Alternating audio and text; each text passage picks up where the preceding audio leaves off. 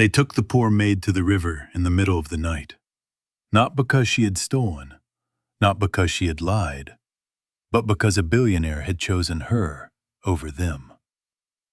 They thought distance would erase the truth. They thought silence would hide their actions forever.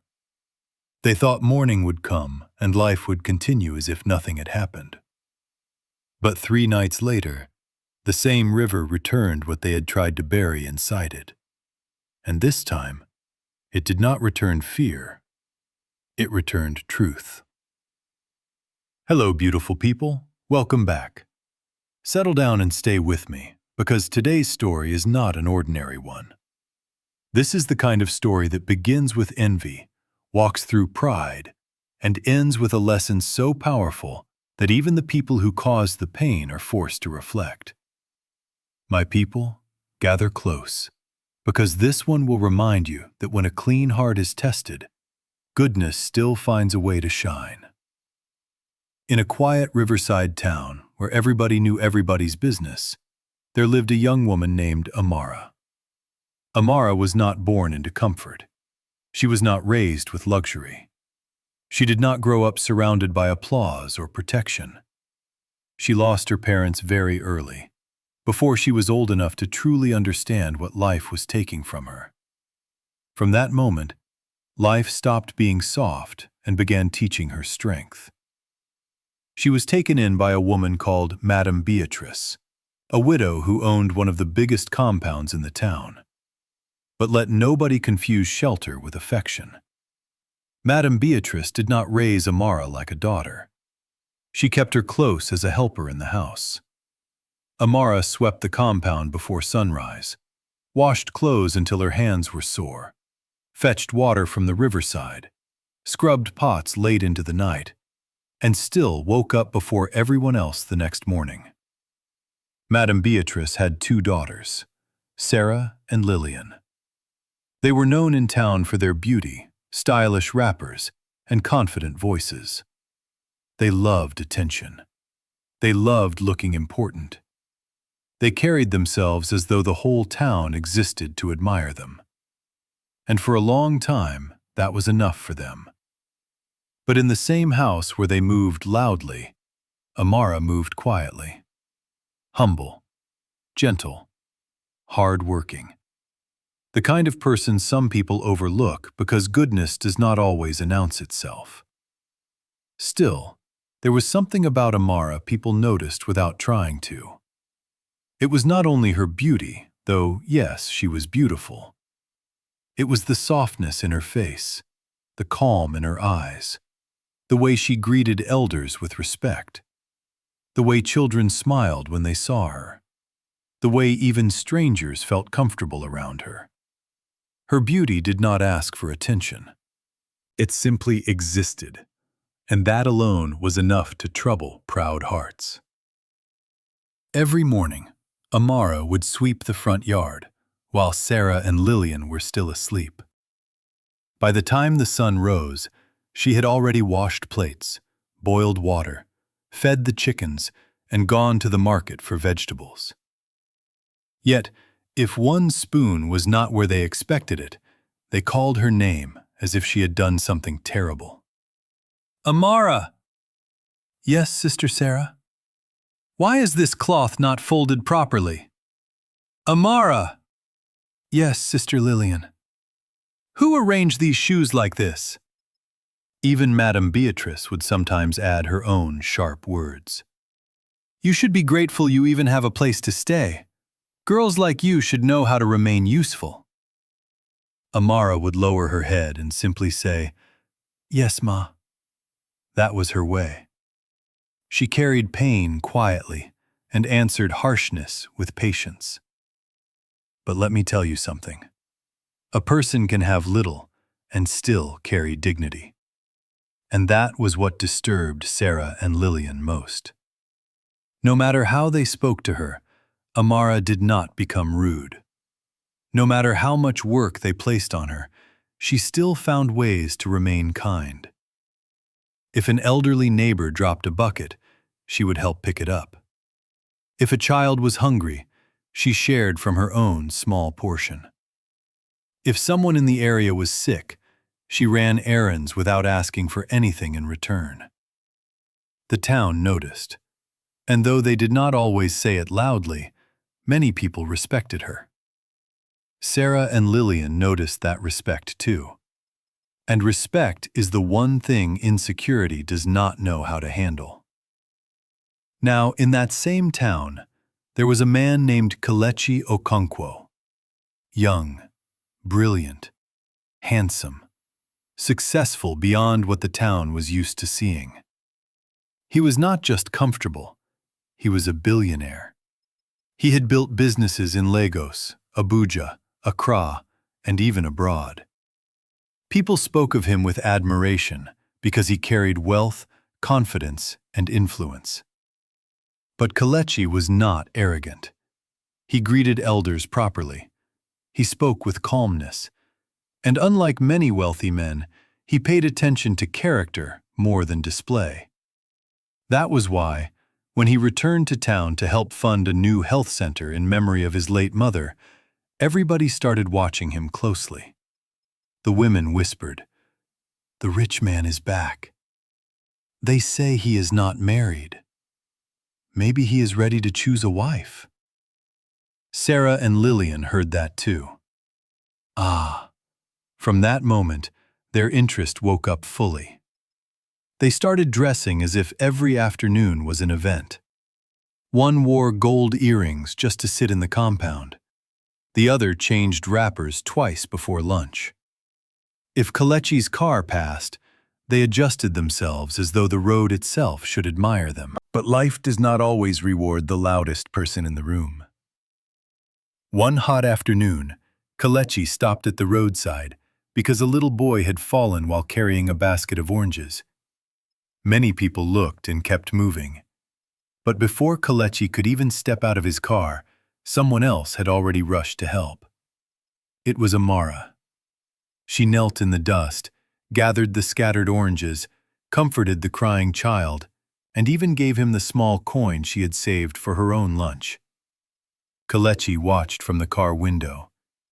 He did not ask first, "Is she beautiful?" He asked, "Who is that girl?" One man nearby answered, "That is Amara. She works in Madame Beatrice's house." Kelechi kept looking at her. "A helper?" he asked quietly. "Yes," the man said. "She has a very good heart."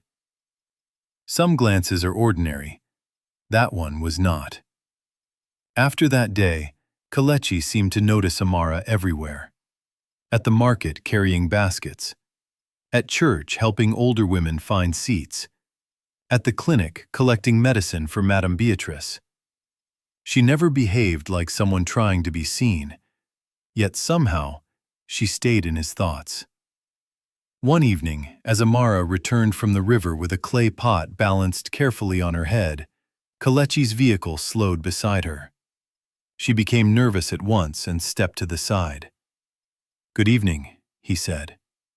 She lowered the pot gently and bowed her head. "Good evening, sir. I have seen you before." Amara gave a shy smile. "Yes, sir." "What is your name?" "Amara." "It suits you," he said. No man had ever spoken to her like that before. Not with ease, not with respect. She did not know what to do with it. "Thank you, sir." He smiled. "Do not call me sir every time. My name is Kelechi." She nearly laughed from nervousness.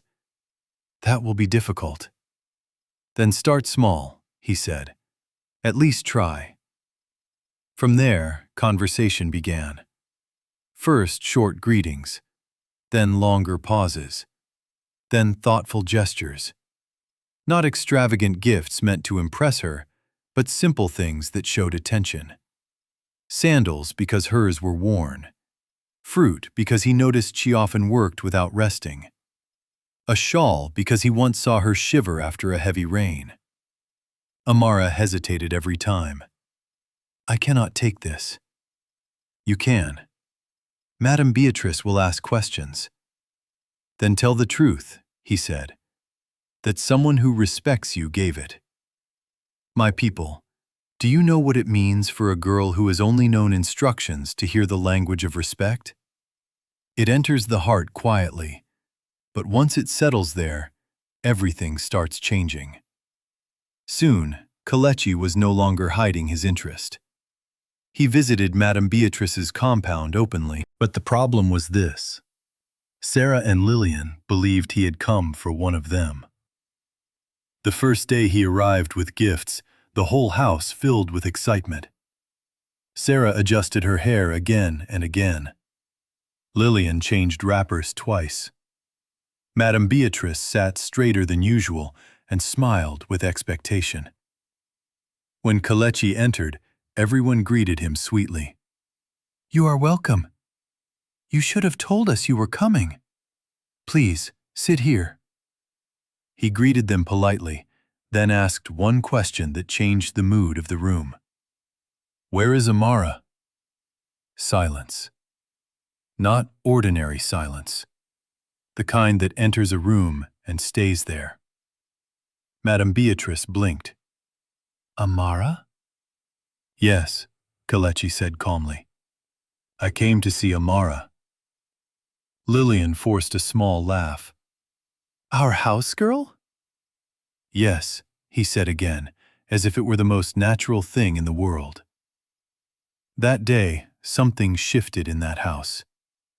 Sarah and Lillian smiled on the outside, but inside, disappointment began turning into resentment. Amara was called from the backyard, hands still damp from washing clothes. She walked in carefully. When she saw Kelechi seated there, she froze. He stood up. "I came to return your scarf. You left it in the car yesterday." Everybody in the room heard him clearly. "In the car yesterday?" Sarah's smile tightened. Lillian's expression changed. Madame Beatrice said nothing, but her thoughts had already started running. After that, whispers began. How did she get so close to him? What exactly is going on? Does she think she can become something more than this? These questions were not being asked for answers. They were being asked because envy needed a voice. Kelechi kept coming. And as he came, one truth became impossible to ignore. He was not interested in Sarah. He was not interested in Lillian. His attention rested on Amara and Amara alone. One Sunday afternoon after church, he asked Amara to walk with him by the riverside. She hesitated, but he said, "I am not ashamed to be seen with you." That sentence alone touched something deep inside her. As they walked, he spoke honestly. "Amara, many people see only your position. I see your character." She stayed quiet. "I have met people in high places who do not have half your sincerity." Her voice dropped to a whisper. "Please do not say things that will make life harder for me." He stopped walking. "Then let me say something that will make everything clearer. I care for you deeply, and if you allow me, I want to marry you." Amara stared at him in complete surprise. No teasing, no pride, no hidden meaning, just truth. "Kelechi." "I know it may sound sudden," he said, "but I am serious." Tears filled her eyes so quickly she turned away. "Why are you crying?" he asked softly. "Because nobody has ever chosen me before." Ah, my people. Some sentences go straight to the heart. But when favor enters one place, comparison often wakes up somewhere else. Sarah and Lillian discovered the truth that same evening. They had overheard enough to understand what was happening, and what they heard unsettled them deeply. Lillian spoke first. "No, this cannot be happening." Sarah's face grew still. A billionaire? Choosing her? Madame Beatrice tried to calm them at first. If that is what he wants, what can we do? Sarah turned sharply. What can we do? We can stop pretending this is normal. Lillian added, After all these years, after all the men who admired us, she will now become the honored one in front of everybody? Madame Beatrice snapped, "Watch your words!" But even she was uncomfortable. Because deep down, she had also imagined that if such a wealthy man ever looked into their household, one of her daughters would be the one he noticed. From that day, the atmosphere changed. Open insults became polite coldness. "Amara, come and sit with us. Amara, you must be tired.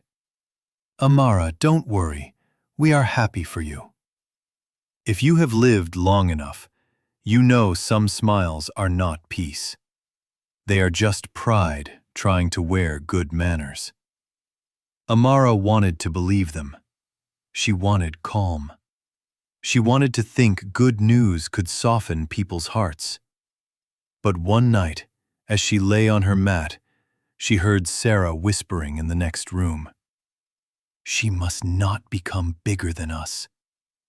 Lillian answered, "Then something has to change." Amara sat up, her heart beating fast, but the voices stopped. She told herself maybe she misunderstood. She had not. A week later, Kelechi brought elders to begin the formal marriage process.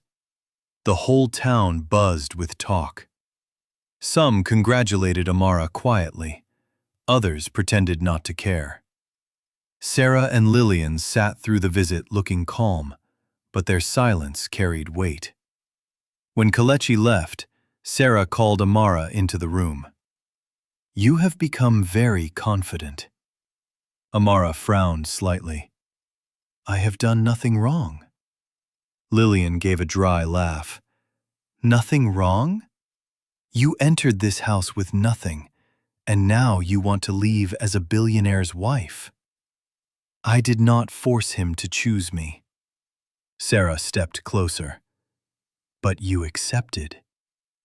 Amara's hands trembled, yet for the first time, she did not drop her gaze. "Yes," she said. "I accepted." The room became still. Lillian folded her arms. "So now you have a voice." Amara swallowed and answered quietly. "I never fought either of you. I only respected the person who respected me." Sarah's eyes hardened. "Then prepare yourself. Not everyone will celebrate this." After that day, they stopped pretending entirely. 2 days before the engagement ceremony, Sarah came to Amara with an unusually calm face. "Let us go to the river this evening," she said. "We want to settle everything in peace. We do not want you entering marriage with tension between us." Lillian added, "We have not treated you fairly. Let us talk properly before the new chapter begins." Amara looked from one face to the other. Something inside her hesitated. But the part of her that still hoped for peace said yes. At sunset, they followed the narrow path to the old river outside town. It was a quiet place, beautiful in the evening, where the breeze moved softly and the water reflected the fading sky. People went there during the day for water and conversation, but by night it became still and thoughtful, almost like a place that listened. The sky had started dimming when they arrived. Sarah carried a lantern. Lillian carried a basket. Amara walked between them. For a few moments, everything seemed normal. Crickets sounded in the distance. Water moved gently. Evening birds crossed overhead. Sarah even spoke softly. "We did not always dislike you," she said. Amara looked at her carefully. Lillian added, "At first, we only thought you would always remain in the background." Then their tone changed. But when Kalechi chose you, Sarah said, everything changed for us. Amara's chest tightened. What are you trying to say? Lillian set the basket down. It held only a folded cloth and a small bundle. We are saying, she replied, that we could not bear watching you become what we thought should be ours. Amara took a small step back. Please, let us not do this. Sarah looked away for a moment, then back at her. We are not here to hurt you, but we are here to ask you to leave. Amara stared at them. Leave? Lillian nodded. Go away for a few days. Break this arrangement. Write to Kalechi and tell him you need time.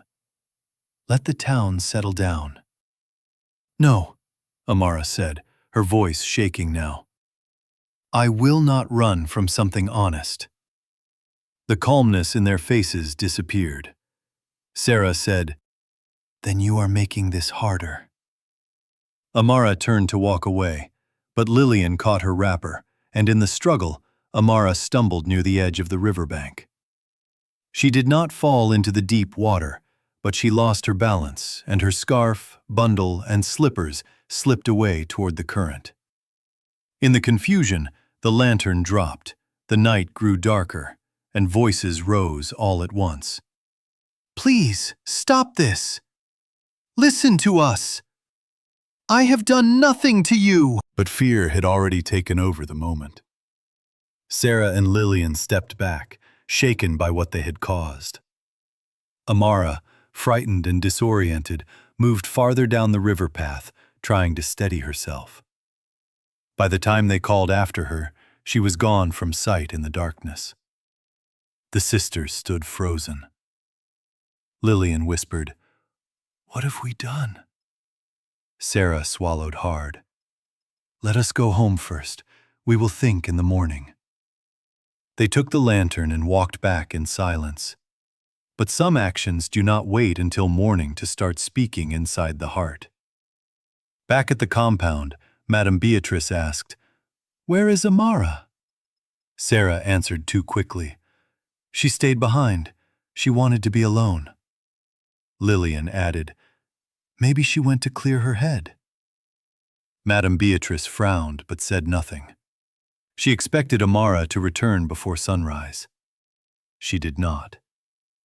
When Kalechi arrived the next day asking for her, the situation changed immediately.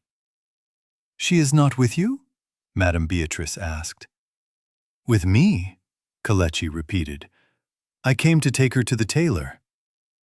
The room fell quiet. Sarah spoke first. Maybe she went somewhere early. Lillian nodded. Yes, maybe she is with a friend. But Kalechi sensed at once that something was wrong. He searched everywhere, the market, the church, the clinic road, the riverside path. By evening, worry had spread across the town. Madame Beatrice became restless. Where is that girl? Sarah and Lillian looked troubled too, but theirs was not simple concern. It was guilt starting to grow heavier by the hour. That night the river moved softly under the moon. Far beyond the main path, Amara had not disappeared forever. When she had run through the darkness, confused and tearful, she had become tired near a small shelter hidden among rocks close to the river bend. There, by grace, she was found by an old woman who lived quietly near the water. Years before, when Amara was still very young, she had once helped that same old woman carry firewood and shared food with her when nobody else paid attention. Amara had forgotten the moment. The old woman had not. When Amara opened her eyes the next morning inside the shelter, the old woman was seated nearby, warming tea over a small fire. You are awake, she said gently. Amara tried to sit up. Where am I? In a place where you can breathe first and speak later, the woman replied. Amara's eyes filled with tears. They wanted me to leave. They made me feel as if my joy was wrong. The old woman nodded slowly. Sometimes people do not know how to celebrate another person's light. Amara looked down. Why would they feel that way? Because some hearts measure themselves against others, the woman said. And when they do that, peace disappears. For 3 days, Amara remained in that quiet shelter by the river bend. She rested. She prayed. She regained her strength. The old woman listened without judging and reminded her that truth never needs panic to survive. Meanwhile, back in town, Sarah and Lillian lost their peace completely. The first night, neither of them slept well. Every sound in the compound made them sit up. Every movement of the wind made them uneasy. The house felt different now, not because of anything supernatural, but because guilt is noisy when the world becomes quiet. The second night, Sarah dreamt she was standing before the whole town with no words left to defend herself. Lillian woke up in tears after hearing Amara's voice in her thoughts, asking only one question. Why? By the third day, both sisters looked tired and shaken. Food had no taste. Conversation had become difficult. Even Madame Beatrice noticed their distress. Then bigger news spread. Kelechi had refused to give up. He sent people along the river route, checked nearby villages, and spoke to elders. He told the village head, "I will not stop searching until I know the truth." That same afternoon, as people gathered near the square discussing what might have happened, a murmur rose from the road leading from the river. People turned, and there she was, Amara, walking slowly, wrapped in a clean cloth the old woman had given her. Barefoot but steady, calm, not broken, present. The crowd gasped. Some covered their mouths. Some stepped forward in disbelief. Madame Beatrice nearly lost her balance. Kelechi pushed through the crowd, emotion written all over his face. Amara? She looked at him and nodded. He reached her quickly and held both her hands, as if he needed to make sure she was truly there. I have been looking everywhere for you. Her voice was soft. I know. Then her eyes moved past him, to Sarah, to Lillian. Ah, my people. There are moments when the truth appears before a person is ready for it. The moment those two saw her standing there alive and calm, their faces changed completely. Lillian began trembling first. I... Sarah looked down at the ground. The village head noticed immediately. If anyone knows what happened, speak now. Nobody answered. Amara stepped forward. I will speak. The entire square became silent. She told everything. The growing resentment, the invitation to the river, the pressure to disappear, the argument, the fear, the night she ran and did not know where to go, the old woman who helped her, the silence that followed. Madame Beatrice let out a cry of sorrow. You sent her away with this burden in her heart? In my household? Sarah fell to her knees. Mama. Do not speak, Madame Beatrice said, now weeping openly. Do not speak until you have looked at what your pride has done. Lillian began crying too. We were angry. We were ashamed. We felt overlooked. We did not think clearly. You thought enough to pressure an innocent person to abandon her happiness, the village head said firmly. Kelechi stood beside Amara, silent but steady. The crowd reacted at once. All because of jealousy? Why not simply wish her well? How did kindness become your enemy? But the strongest judgment had already begun inside the hearts of the sisters. Their fear, their sleeplessness, their shame before the town, all of it had become its own mirror. Amara looked at them not with revenge, but with sadness. Because real justice does not always look loud. Sometimes it looks like truth standing in the open where nobody can cover it anymore. The village council met before sunset. Their decision was clear. Sarah and Lillian would no longer carry the pride they once used carelessly. They were asked to step back from social celebrations for a season and spend time in service to the same community they had looked down on. They would help at the new health center, assist widows and elderly people, and return only after showing true change in character. Their names became a lesson in the town, not to destroy them, but to humble them. Madame Beatrice, deeply ashamed, turned to Amara with tears in her eyes. I gave you work, but not warmth. I gave you shelter, but not belonging. Forgive me. Amara was quiet for a long time. Then she said gently, What happened at the river did not begin at the river. It began in the way I was treated long before that night. Madame Beatrice lowered her head and cried even more. Kelechi then took Amara's hand openly before everyone. I asked for her before, he said. Today, I ask again before all of you. Not because I pity her, not because she had to endure pain, but because I honor the woman she is.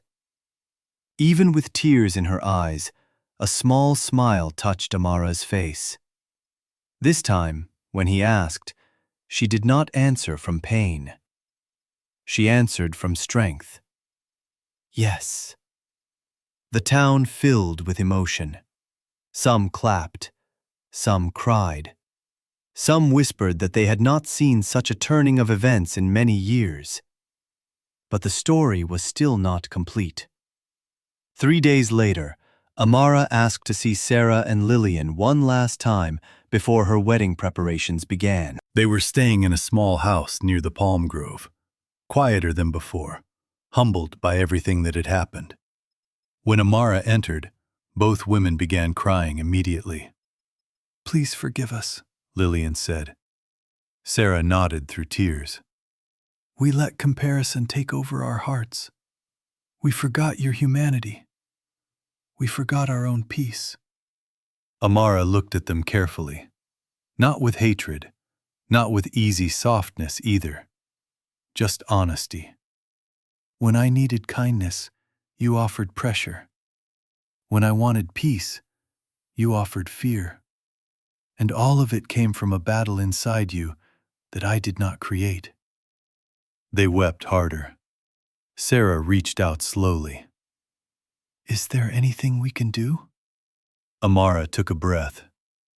I will not carry bitterness, she said.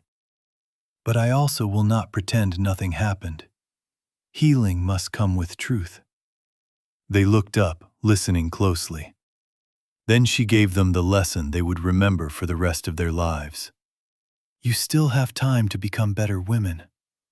But first, you must learn to celebrate another person's blessing without feeling as though it steals from your own.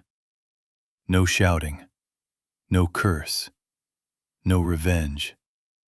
Sometimes calm truth is the heaviest lesson of all. Amara turned and walked out.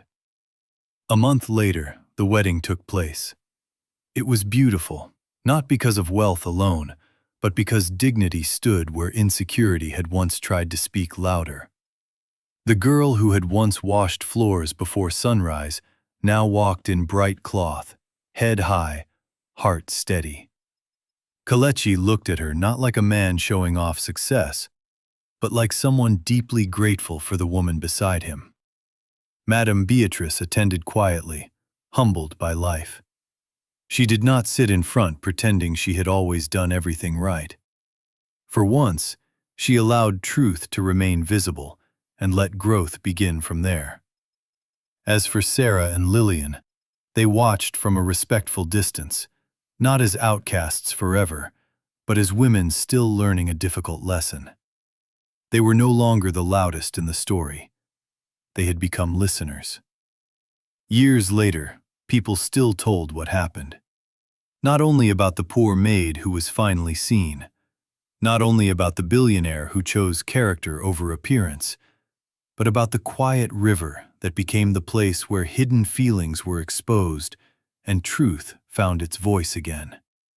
And every time mothers warned their daughters against envy, they mentioned Amara. Every time young women thought beauty alone was enough, they remembered Sarah and Lillian.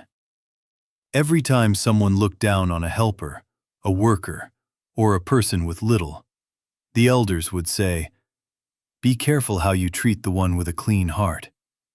Life has a way of honoring what pride overlooks. My people, jealousy is a dangerous thing. It does not only make a person unhappy with another person's blessing, it also steals joy from the person carrying it.